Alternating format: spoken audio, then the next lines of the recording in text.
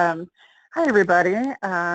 As Josh mentioned, my name is Lynn Sprague, and I'm your presenter today, and I'm really happy to be on the call with everybody. So I'm going to do a quick introduction for myself, and then I'm going to dive right in. I am the Director of Advocacy at an organization here in Colorado called Survivors Organizing for Liberation, and I'm going to give you an overview of our organization in just a moment. But by way of introduction for myself, I've been doing advocacy with survivors for almost 20 years now. A good amount of that time was in Texas, where I did work in both domestic violence shelter settings and also sexual assault programs. As some of you might know, a lot of the programs in Texas are combined, so they are DV and sexual assault programs together. So my work definitely had intersections across intimate partner violence and sexual assault. And did some work in clinical settings in providing support and one-on-one resources and clinical support for survivors, and then have also done some community organizing and training and education work as well. So about 3 years ago, I moved to, at the time, our organization was called the Colorado Anti-Violence Program, and in that role, I'm the Director of Advocacy. So, let me close that pop-up. That's one of the things Josh warned me about. So let me give you a little bit of information about our organization. And I'll also say right before I dive in that I am a fairly informal presenter. So definitely type your questions into the questions area, and Josh is going to let me know when we have some. And I'll either take the questions in the moment, or if I know it's something that I'm about to cover in an upcoming slide, I'll just ask you to hold on that for just a moment. So let's start with an overview of the organization. So what you're looking at is an overview of our organization. So again, about 3 years ago, the Colorado Anti-Violence Program, we did a name change and are now Survivors Organizing for Liberation, or SOL for short, SOL. And we did that because we really wanted to more clearly state our intention to be a survivor-led organization that really deeply centered the experiences of LGBTQ survivors in our work. And that means that that's happening across leadership amongst staff, our volunteer teams, and all of our programming and policies. Our value and goal is to be deeply survivor driven.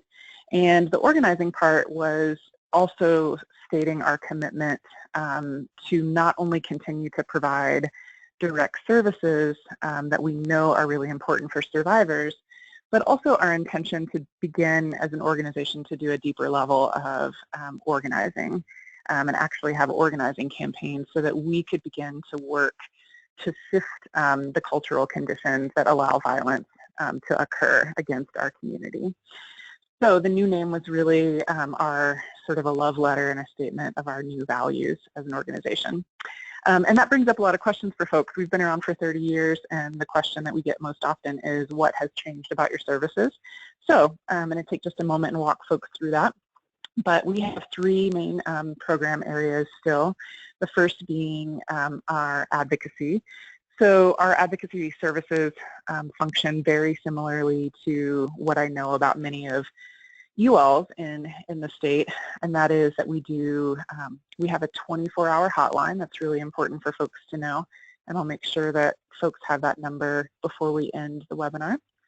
But our 24-hour hotline is staffed by both staff and trained volunteers who join our hotline team and are able to do safety planning, connecting folks with resources, linking survivors with emergency shelter if that's a need that folks have, and you see listed here an accompaniment because, as we know, sometimes survivors who are wanting to navigate through systems can do so more comfortably if there's support offered by an advocate in that experience. So we love getting referrals from you all. So if you are working with LGBTQ identified folks who have experienced violence, we would love to connect with those folks and be able to offer support via our advocacy program. We do a lot of that work over the phone. the vast majority of our connection and safety planning and support happens over the phone. But also know that if you're working with survivors who would like to come in to the building and meet with myself or another advocate, we are more than happy to do that. We do offer face-to-face connection and support for folks. Our second main area of work is our training and education program, and today's webinar is an example of that. And these are workshops and seminars, webinars that all are aimed at trying to really connect with our allies, such as yourselves in the community and in the state, and really support the work that you're doing with LGBTQ survivors of violence. Because we know that teams out there and organizations that you're in oftentimes hold a very deep commitment to doing inclusive and accountable work with survivors who also hold marginalized identities, such as LGBTQ folks. And sometimes those teams just need a little bit of support and information in order to really strengthen the work that you're doing. So we love coming out and doing trainings and connecting with folks. And then thirdly, our organizing campaigns, which I mentioned. And this is our newest area of work, and this is about really trying to, again, create connections and look at ways in which we can actually address some of the root causes of violence that are happening in communities. And the example that I have listed on the screen is our Trans Shelter Access campaign, and that's a campaign that we're working on to make sure that for trans folks in particular, that there are safety options in terms of emergency shelter options that are available for LGBTQ survivors who need to access emergency shelter options. So I'll also pause here and say, pause to see if anybody wants to ask any questions about the organization and our work itself. And also say that what I didn't do is tell you the types of violence that folks are experiencing who reach out to us. So when we say that we're an organization that addresses violence within and against LGBTQ folks in the state of Colorado, that typically includes intimate partner violence. Those are our highest number of calls, are LGBTQ folks that are experiencing IPV for short, or domestic violence. And that also includes LGBTQ folks experiencing sexual violence and sexual assault and bias-motivated incidents. So these are folks who are maybe targeted on the basis of their sexual orientation or their gender identity. So those are our three main types of violence that folks are experiencing. So I'm happy to answer any questions about our work, and Josh will let me know if they are there. Otherwise, I'm going to keep going. Okay. Here's what I'd like to chat with you all today during our time. And I'm going to do a quick mention on language and some best practices around that. And then I'd like to move us into some content around some barriers that are typically experienced by LGBTQ survivors when they are reaching out and connecting with service providers for support and resources. And then move us through some pieces around best practices. And then I'm hoping to use whatever time we have left to more specifically answer some of the questions that have come up for folks during the presentation. All right, so the slide that I've landed on, I just mentioned that I would like to start with some language pieces, and to say that one of the things that I wanted to talk with folks about before we move on is that it's really important just to be considerate around language as a starting place. And so just offering a few bits of best practices and information around language. And you'll see that we've got some content here on the left, generally okay terms, and then on the right, some terms to avoid.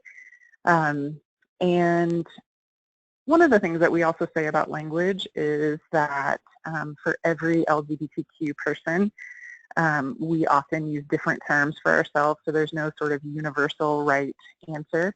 It also means there's no wrong answer too around terms and language for people's identity. And one of the strongest tools that you all have as advocates is allowing survivors to identify their own gender identity and sexual orientation. And for a lot of survivors, that's one of the earliest ways that they're sort of assessing you all as providers around whether or not you'll be an inclusive organization or a quote-unquote safer program to engage with, right? Because that's one of the first things that clients are doing is filling out your intake paperwork. And so one of the suggestions that we offer is take a look as part of your process around moving towards best practices is take a look at your form and see if there's a way for people to self-identify both their sexual orientation and their gender identity. I think it's a nice way to let people know that you have been thoughtful about that and have made those modifications. So my pause point at the bottom of the screen, you'll see this on a few of my slides, is that I'm offering you some places for reflection for you all to kind of like take back to your teams and begin to look at how your practices are matching up with some of the best practices that we know about. So, and again, you've heard me say this, but it's worth lifting up again, really just asking people how folks want to identify their sexual orientation and their gender identity. So I've offered you some suggestions here, and I'll also say that over here you see the terms to avoid.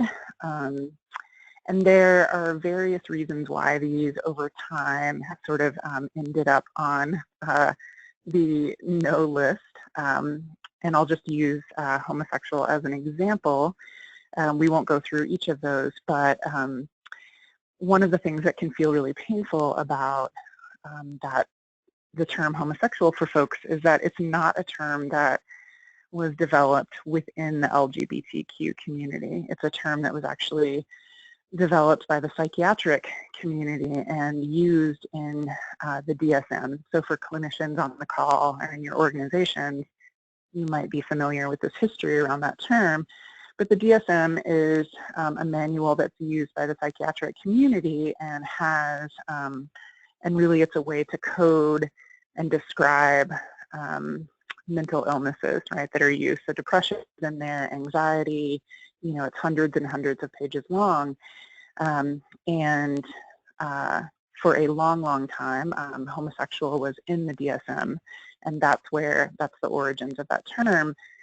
So for folks in my community, in the LGBTQ community, our history with that word is one that includes that term being used to pathologize us and to literally tell our community that our sexual orientation is a mental illness.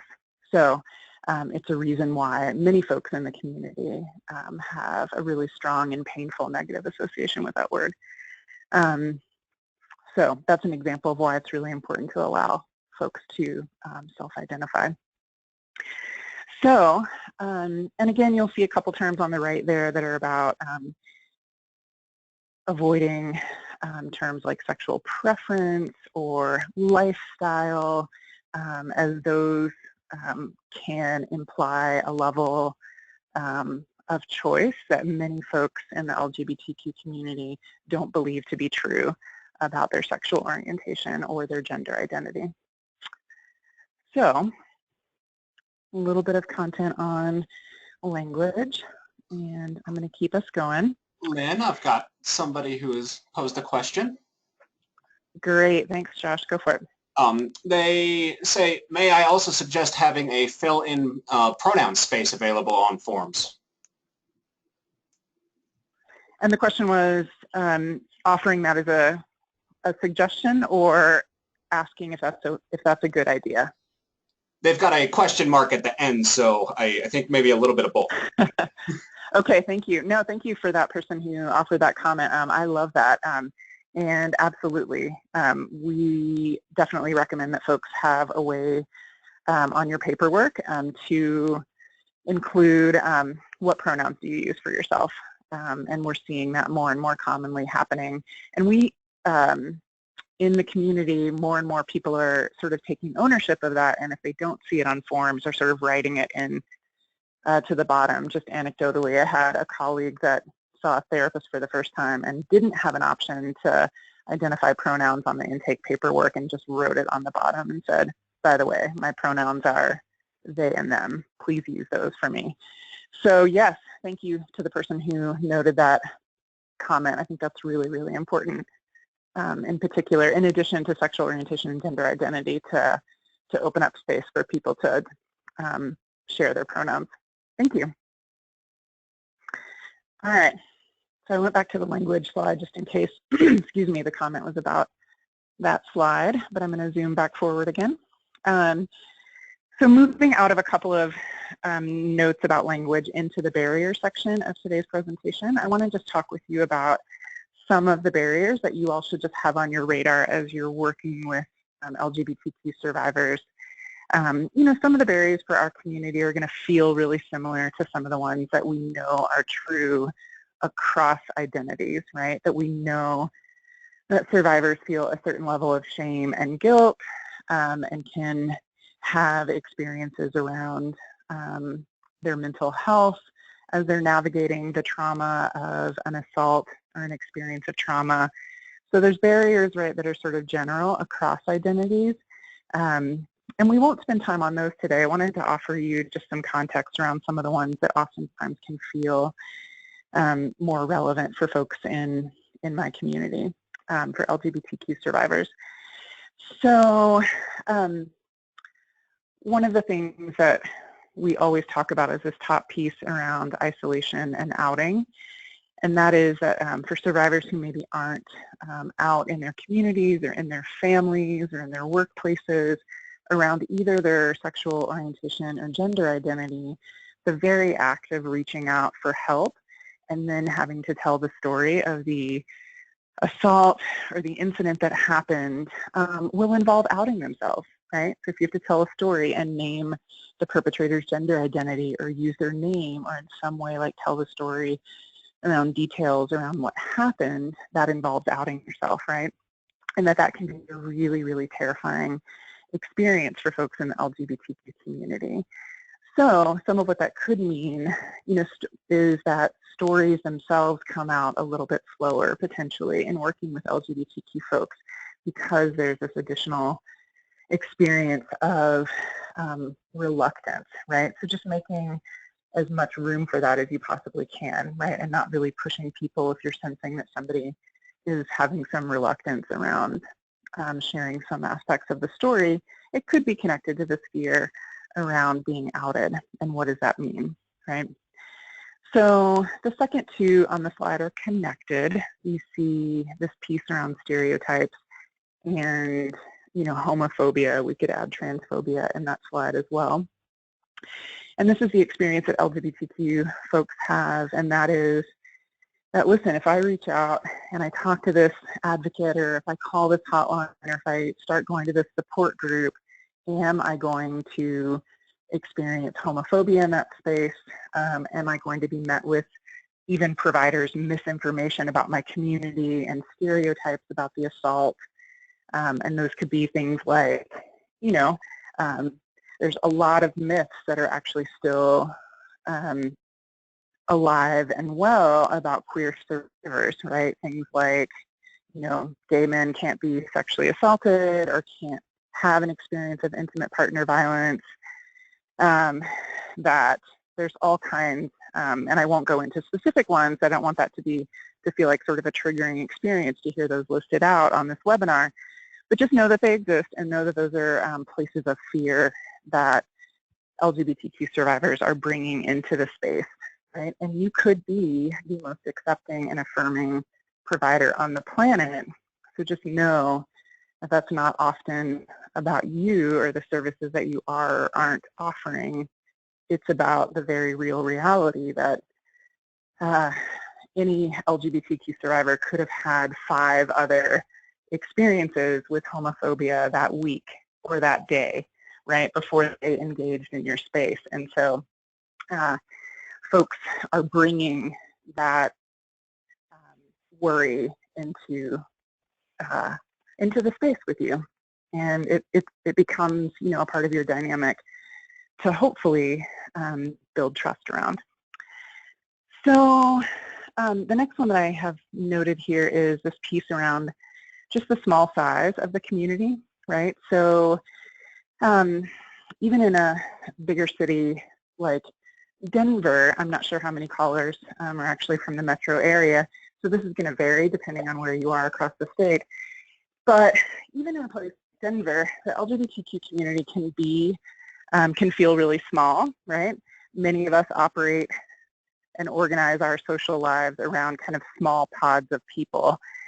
So in particular, for sexual assaults and incidents that are happening in the context maybe of intimate partner violence, talking about what happened to your very small community, who might then also potentially be inclined to side with the perpetrator or the person who has caused harm, right? Because that's sometimes how that dynamic unfolds, or the person who is causing harm is seen by the rest of the community as being very charming and being very credible. For a survivor to talk about that, it could actually mean being ostracized from an already very small community. So survivors are making choices moment to moment, again, around do I protect my very small community so that I at least have a little bit of support, or do I say something and potentially run the risk of losing this piece of support. All right, so small size of the community.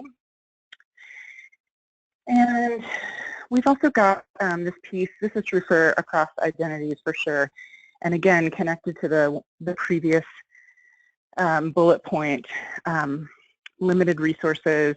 You'll see that I've noted, especially safe shelter options. This is just important to consider for those of you that actually might be doing safety planning with survivors. Again, it's more relevant if the assault or incident occurred in the context of intimate partner violence. So if that's a survivor who additionally needs to explore housing options, just know that that becomes much more challenging for LGBTQ survivors, in particular for male-identified survivors. So we have a situation in Colorado where it's really difficult for gay men, trans men to actually access safe shelter options because many of the policies around entrance are not all gender access. So just know that that is a very real and potentially life-threatening barrier for some survivors in the community. And you'll see that my last piece on this slide is about intersectional oppression. And just know that for many of us, excuse me, in the LGBTQ community,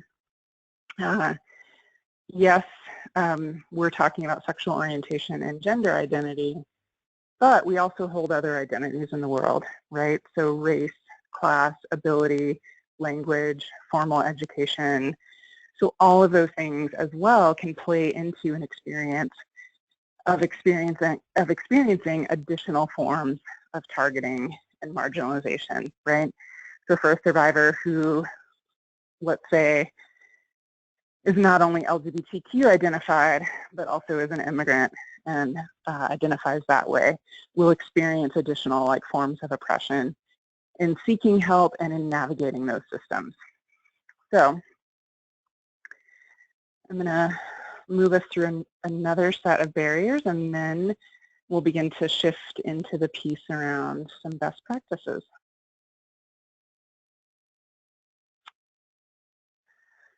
All right, so some of these we've touched on, but let me just walk you through some additional barriers.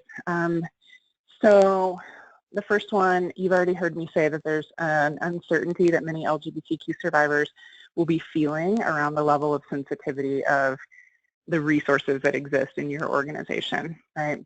And for some of us, we end up having to take on sometimes an education role when we're seeking out help, right? So maybe having to, the example that I used about my friend who had to write their pronouns down on an intake form to get counseling is an example of a person who was help seeking and needed a resource and then also had to take on an education role. And that happens all the time to LGBTQ survivors as we're moving in and out of systems, right? Having to explain things about our sexual orientation or our gender identity in the context of needing something from the other person. So we need a resource, even though it can feel uncomfortable, maybe taking on that role of educator just to get the resource, and that becomes sort of complicated around power as well. So again, I've touched on number 2, but an additional barrier for LGBTQ folks often not having an experience labeled as sexual assault, not being taken seriously, or having the experience minimized somehow. Thirdly, police advocates, hospital staff, etc., oftentimes asking inappropriate questions, about trans survivors' bodies, and sometimes even intentionally using incorrect names and pronouns for transgender survivors. The next one on the slide is having to explain the assault in more detail, right? Compared to folks who have experienced heterosexual assault. So having to really go a little bit more into the weeds to be believed around getting somebody to take it seriously means retelling in a much greater way that could potentially additionally trigger trauma for LGBTQ folks. And then finally, this happens quite frequently, being mistakenly seen as the offender. So there's some confusion around being able to understand when there are multiple genders at play, same gender relationships, stereotypes could come into play, and people make the wrong assumption all the time about who the offender is in LGBTQ relationships. So I'm going to pause there for just a second. That's quite a bit of information around some very unique and specific barriers for folks. Okay.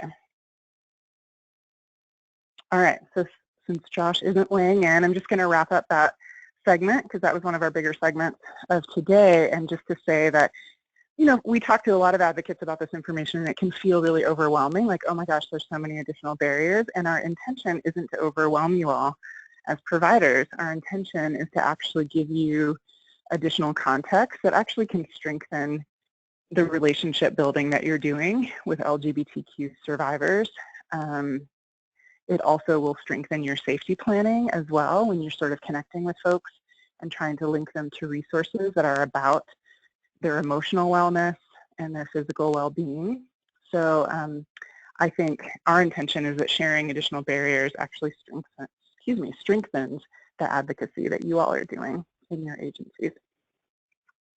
Because one of the things that LGBTQ survivors that we struggle with the most is not really being seen in our full lives and in our full experience in the world. And so to be able to say, gosh, I really hear you. It sounds like that's really feeling like a pretty strong barrier for you and getting the support that you needed. You're actually in that moment really seeing somebody in a way that LGBTQ folks aren't often seen in the world and aren't often seen in the service provision world. So, all right. Let's shift into our next content area, which is moving out of barriers and moving into some of the best practices. And hopefully we'll take about 10, maybe 15 minutes on this last piece, and then I'd love to hear your questions or scenarios or places that maybe your organizations are feeling stuck on some of this content. So I'm going to move us through some of these pieces, and you'll notice here's another slide with a reflection question for you all at the bottom as I'm going through these, really taking stock for yourselves around what are some changes that you could potentially adopt in your policies and practices, and also equally important is what is your agency already doing well, right? So what are the places that you're already implementing best practices, because I want you all also to leave this conversation today feeling like listen, there's things that we're already doing that are aligned with both statewide and national best practices. So I want you to be able to feel in touch with those things too. So one of the things that you'll see at the top is this commitment to ongoing training for your organization. And what we talk about is at all levels, right? And so certainly attending a webinar like the one that you're on today is a really good example of that, because it's about increasing your cultural competence, right, and working with one particular marginalized community. And we say at all levels, and I say that knowing that training time is scarce and it's really hard to clear your team's schedule to get folks access to information, and that can feel really overwhelming. But we really see that as an important part of making a commitment to working with survivors with multiply marginalized identities. Because, and I can include this link with some of my follow-up materials to Josh, but there's actually been some important studies.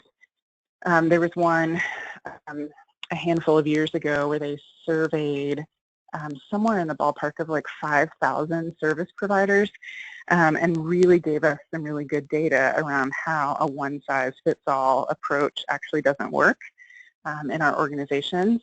And yet it was the practice that most organizations were operating from, right? This idea that like, well, listen, we're a sexual assault center, or we're a DV shelter, or a counseling program, and we serve everybody. So we don't have any bias. There's no reason why we wouldn't work with any kind of survivor. And yet, when people were looking at sort of the outcome data around who was actually coming into shelters, they actually weren't seeing high levels of survivors coming through that were holding marginalized identities. So there's a big disconnect between most agencies' one-size-fits-all philosophy and who's actually coming through the doors and seeking shelter.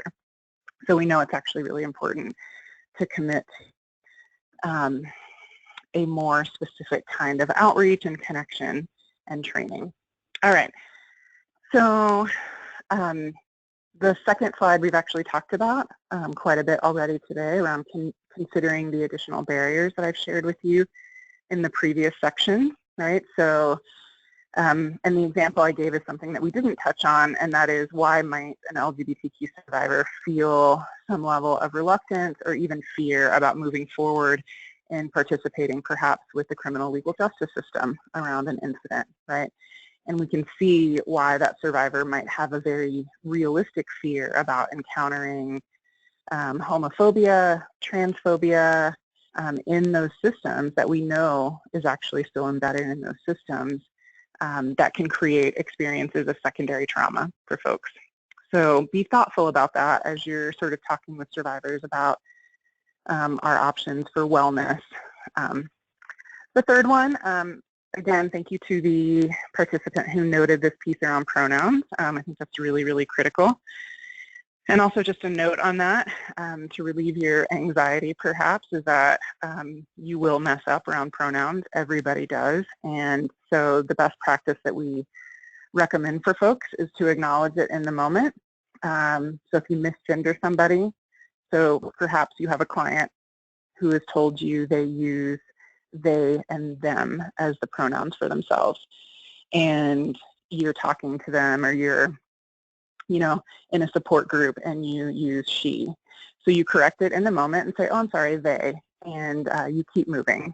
Right? We don't want to sort of stop and have it be all about you in that moment and say, oh my gosh, I'm so sorry. Will you ever trust me again? Oh my God, I can't believe I did that, or I'm just so used to you before you transitioned. Like those kinds of things, move it into a place of it just became about you, and that's not the point. But you do want to acknowledge it in the moment, make the correction back to the correct pronouns, and keep moving, right? So just a quick note on best practices, because a moment where you mess up around pronouns will definitely happen. All right, next on the form we have as we mentioned earlier, taking a look at your agency forms, right? So what does your intake paperwork look like? What does your website say? Is your website all gender inclusive in a way that, you know, a trans woman could look at the website and feel like she's welcome in your space and in your services? Would a gay man be able to look at your website and know that he could call you? So you want to sort of do this scan around some of those pieces. This is also something that we can help with.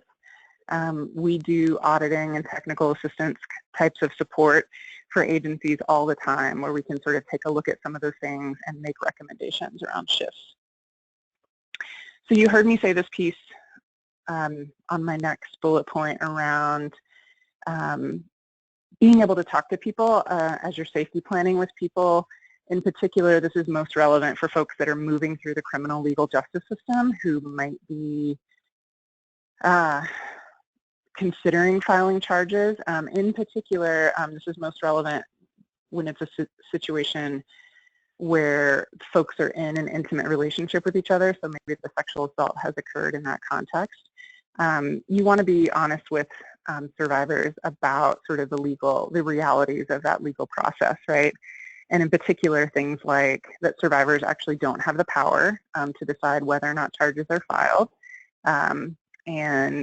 or even if the DA drops charges down the road. So we really, really want, in particular, LGBTQ survivors who tend to have fewer options and resources to begin with, to know the real deal about what happens. And then finally, consider informal networks and safety planning, right? And so I'm using this term safety planning, but I want those of you on the call that are clinicians or maybe running support groups or doing a whole host of things to really broaden this concept of safety planning, just to think about anything about really the emotional and physical wellness of a survivor, right? And you heard me say earlier that LGBTQ communities who, like ours, who experience a lot of mistrust of systems to begin with, we tended to do some of our deeper building with informal networks, right? Building a chosen family around us, right? And making home and family in all kinds of ways that really is a strength of many LGBTQ communities. And it's a wonderful resource for you to make sure that you're talking with folks about, right? Instead of only referring people or trying to link people to other agencies or services, make sure that you're talking to folks about our informal networks, because for many of us they are vast and they are really rich and a good source of support for survivors. All right, just a couple more things on tips, and then I'd love to hear what's on your mind. So we've touched on this already, and that is to assume that when LGBTQ survivors are coming into your space, we are coming in holding a question, wondering how safe and supportive the environment is. And again, that's not about you, that's about the reality of homophobia and transphobia in the world. Respecting everyone's right to self-identify and to have some fluidity around that. Some people's experience of their gender identity is one that is very fluid, right? And so that expression or that identity could change more rapidly than a provider might expect it to. So just making space for that to be a reality. The third one that you see, respecting confidentiality. This is most relevant in the context for you all, for this audience, perhaps support groups or those of you that are doing shelter work where survivors are living, that somebody's sexual orientation and gender identity is still confidential information, right? You can't the person who pulls you aside in the hallway after group and says something about perhaps a trans person that's participating in your services, you can't share that information about somebody's gender identity unless you have that client's permission. Excuse me. Asking respectful questions. How do you identify your gender? What pronouns do you prefer? And a note on number 4, if I could change this right now, I would actually take out the do you prefer part of that sentence.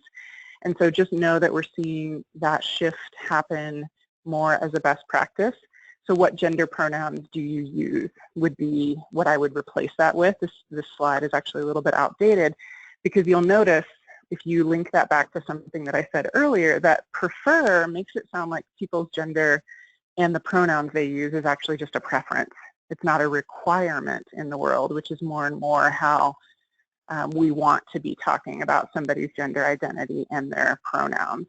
So it's not your preferred pronouns, it's your pronouns, right? So that would be a switch that I would make. Number 5 says have referrals on hand for LGBTQ competent providers. Make sure that you have an organization like us to link survivors to so that folks can get really good wraparound services. Number 6 is really, really important that we don't sort of hear LGBTQ folks' experiences of whether it's sexual assault, but maybe a hate crime, and then discrimination, and really talk about those things as isolated incidents, because actually what we know is that those are examples of really deeply ingrained homophobia and transphobia in the world that are embedded in all the systems that survivors navigate. And so it can feel very minimizing to a survivor to have that talked about as if it's just a one-time thing, right? Sort of a bad apple kind of argument that can feel really traumatic for LGBTQ survivors. Number 7 says advocate when you hear about insensitive or inappropriate behavior. So if that's not something, so this could be an LGBTQ survivor who tells you about a really transphobic experience they had at another agency. And so it's really helpful if you're able to in some way offer to do some case management and really support that person in advocating.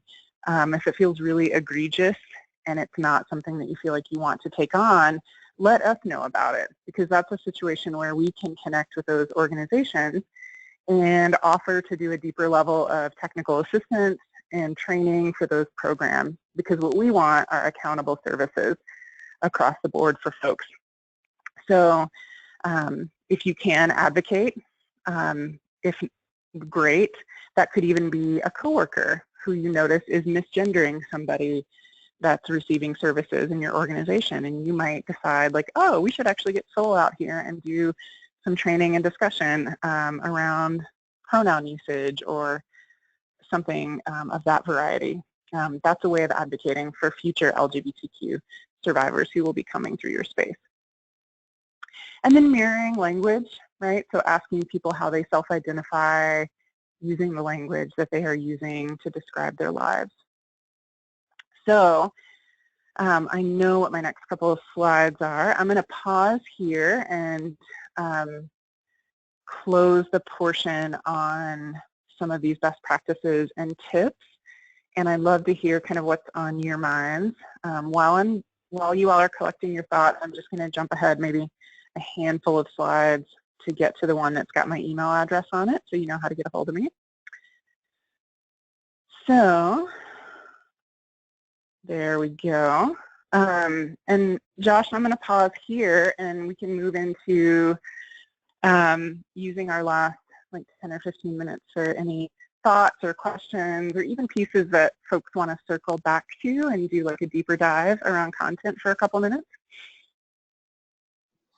All right. Our first question is, what is your experience with SANE services in the Denver area being competent and responsive to the needs of survivors in the LGBTQIA community? Do you recommend or not recommend certain SANE programs in the area? Thanks. That's actually a really good question. And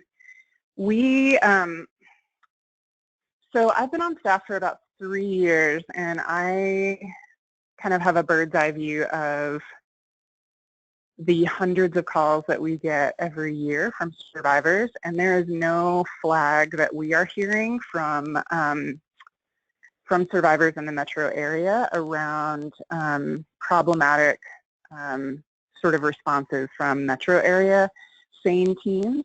So that's positive news. And in fact, one of the coordinators has actually reached out to us in the last month about setting up some training. So that's also encouraging to us too, and that's not coming from a place of something's going wrong.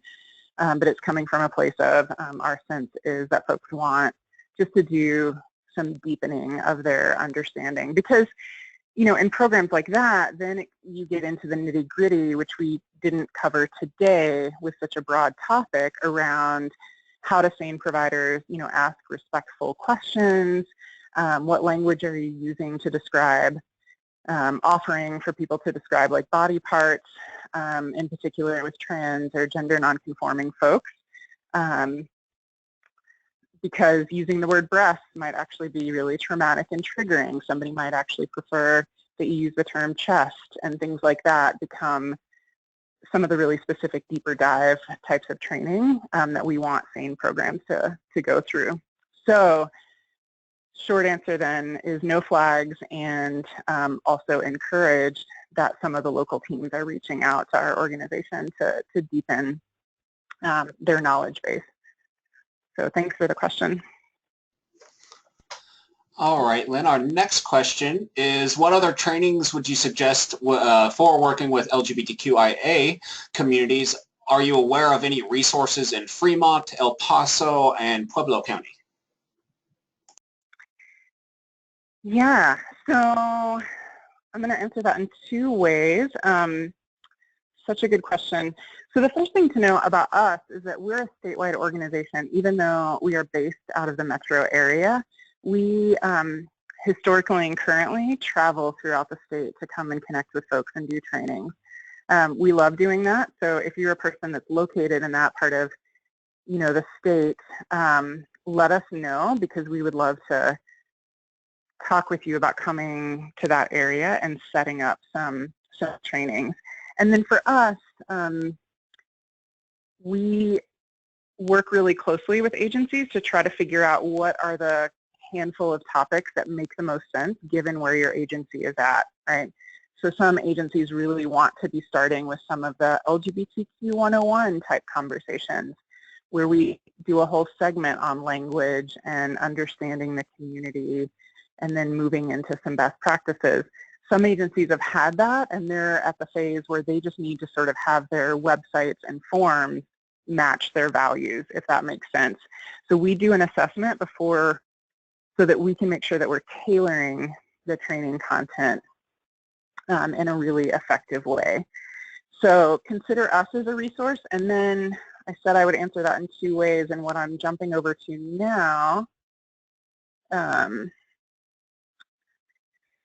you now are looking at my web browser up, and what I have up that I wanted to share with you all today is a part of our website. So you see up here that it's still our old domain name, but coavp.com, and we have training resources. So the second part of your question was, what additional trainings would you recommend? And so what you're looking at here are a bunch of our downloadable forms for service providers, right? You can see my arrow sort of noting this section. And then handouts is the next section. You'll see one here, LGBTQ terminology. So that's a full list of terms and definitions and language. So it breaks down terms like transgender, what does transitioning mean, some of those pieces. And then you'll notice that we have a whole section on other resources and free webinars that are offered by other national and local partners. So I would recommend spending some time with this part of our website so that you can get a sense of some additional resources that might be appropriate for your organization. And then if you still feel stuck, email me or call me, and I'll talk to you about how to get connected with other training modalities and programs. Thanks for the question. And they say, thank you very much, very helpful. Another question is, so working inside of like a SART environment, a sexual assault response team environment, where there's multiple people from multiple different disciplines taking up, occupying that space and trying to work together.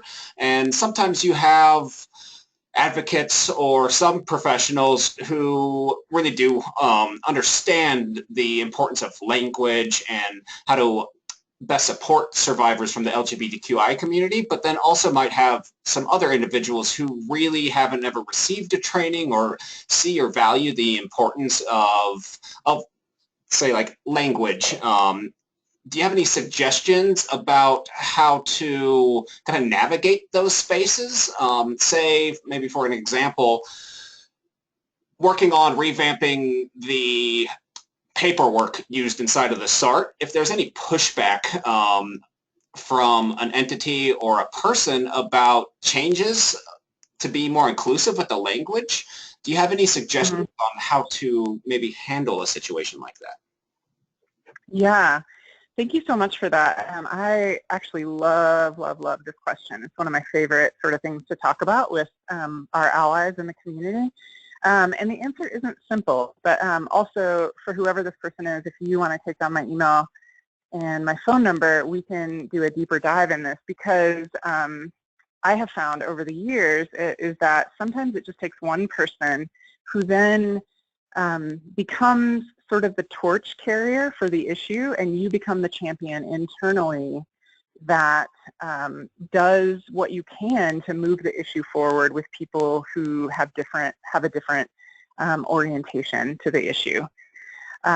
And multidisciplinary teams are, ripe for this to come up. I see it all the time in shelters, where maybe shelters want to serve everybody, including men, but maybe the board of directors feels a little bit stuck. And so there really are some strategies around what do you do as the person who, in this instance, cares about the issue and really wants to see it, to create a deeper level of buy-in of a multidisciplinary team.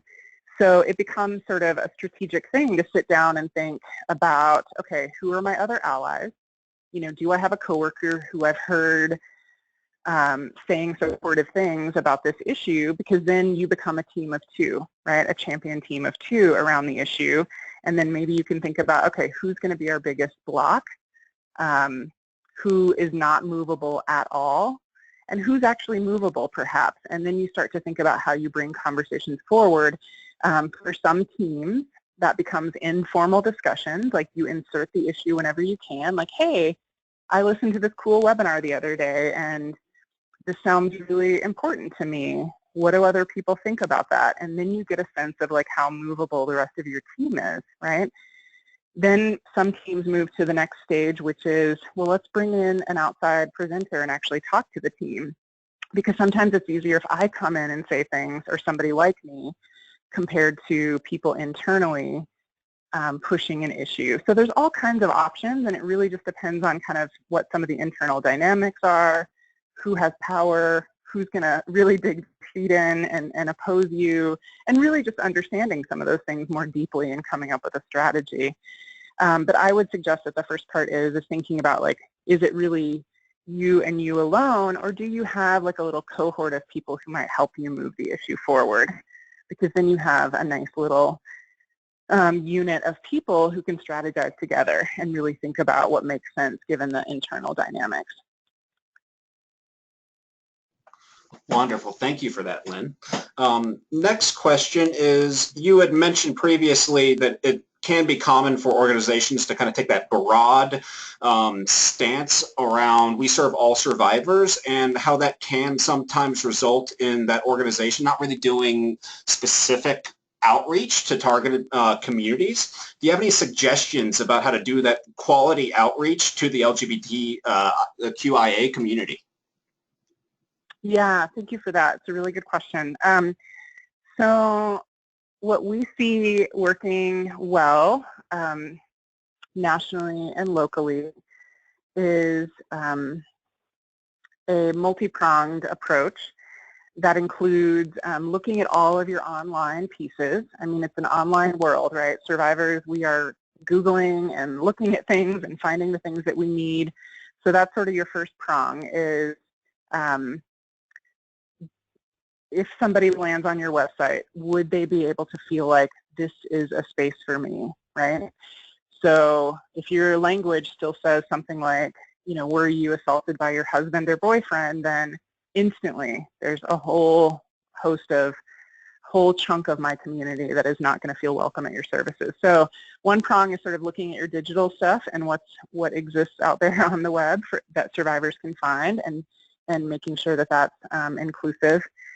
Secondly, locally then, figure out who who is your local LGBTQ anti-violence organization or a program that more directly connects with the community, and reach out to those folks. And that will open up a whole host of outreach opportunities. So do you have events that are coming up, or can we have some flyers here in your building so that survivors that are coming into their spaces for other things in their lives will see your information, etc.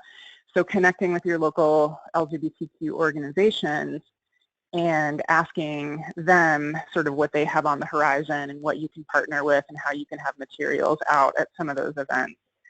And then thirdly, though, this is sort of an outcome from that study that I was mentioning as well, is it's not just enough to sort of do good outreach. You also want to look at the ways in which you can actively recruit LGBTQ folks to your programs for positions that you're posting. You really, it's a best practice that marginalized survivors who are holding marginalized identities also hold power in your organization, right? And have an ability to shape the policies and procedures and to see themselves reflected in leadership in your programs. And so outreach is good, and also leadership development also is a way of connecting with community too.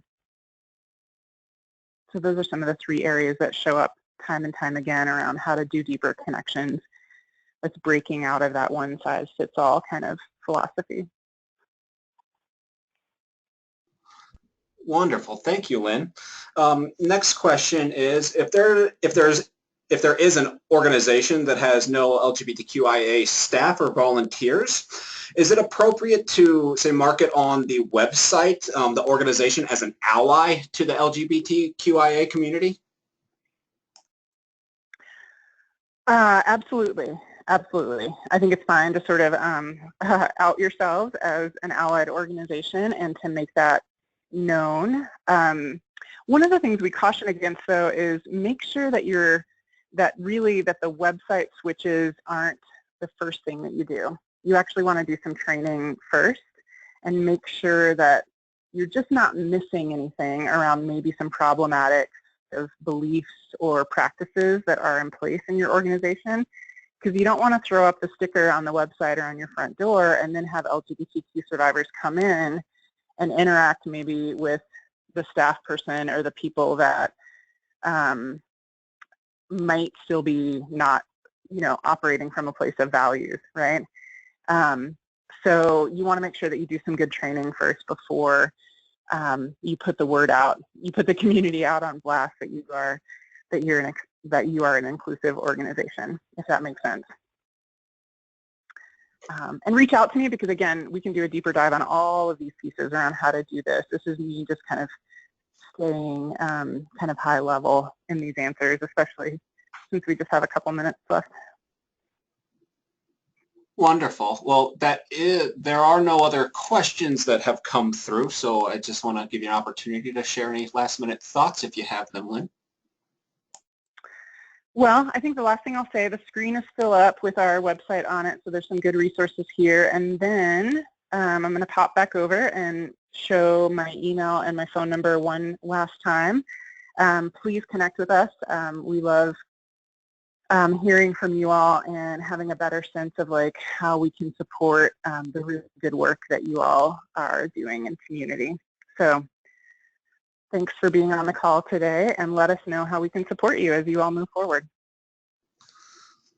Wonderful. Thank you so much again, Lynn, for providing this presentation, and I would like to thank everyone again for attending.